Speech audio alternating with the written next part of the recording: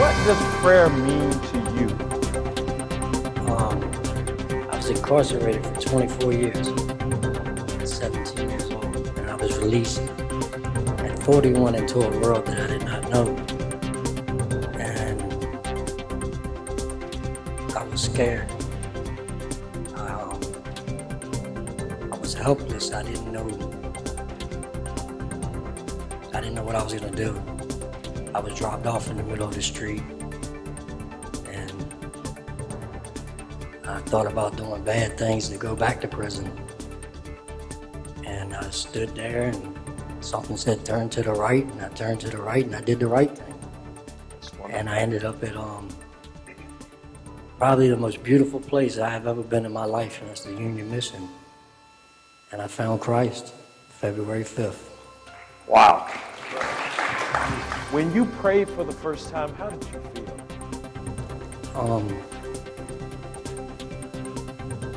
Like I wasn't alone. And I'm learning that more and more every day. And understanding that my past doesn't matter. I got somebody that's never gonna leave me and is always gonna be there for me.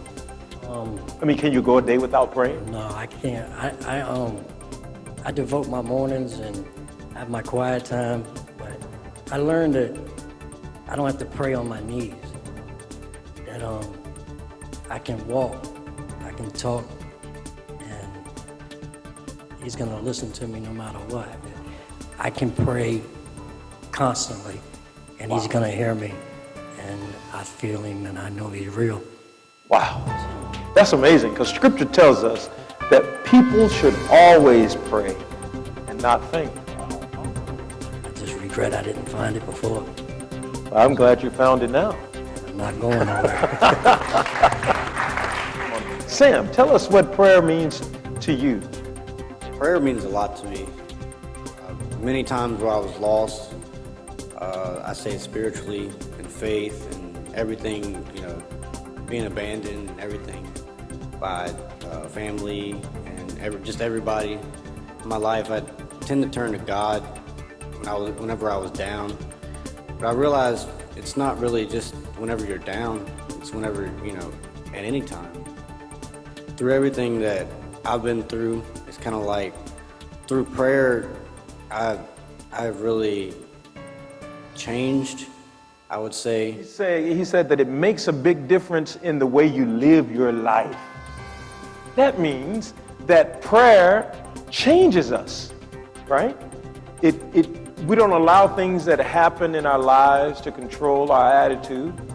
Our lives are conditioned by the prayer life that we have. So no matter what happens, prayer positions us in a way that billows may roll and breakers may dash, right? But we can hold fast to our faith in Jesus Christ because, as you said, He's our Father and He understands. So He's our friend, but He's also our Father. In other words, He's got this.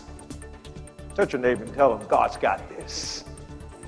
What do you find in God that helps you through that feeling of abandonment? There's a lot of people who feel abandoned, and some tell others about it and some don't.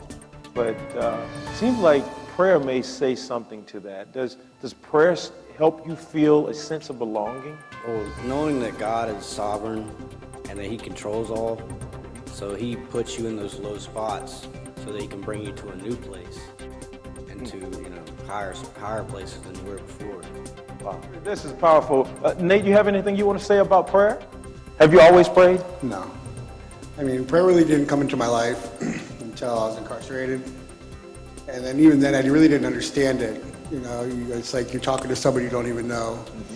And then when I decided to go to the discipleship at the mission, which was just the most blessing thing I've ever done. They're so great. They teach you everything you need to know, the fundamentals of the Bible, how the Bible works, and how to read it.